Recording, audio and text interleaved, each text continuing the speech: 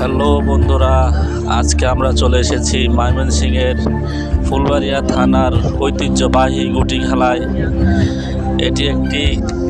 এটা বহু প্রাচীন একটি খেলা। 1774 সাল থেকে শুরু হয়েছে এই খেলাটা।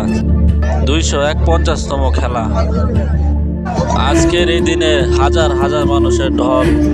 এই এলাকার মানুষের মনে আজকে ঈদের আনন্দ, ঈদের চাইতেও বেশি আনন্দ আজকের।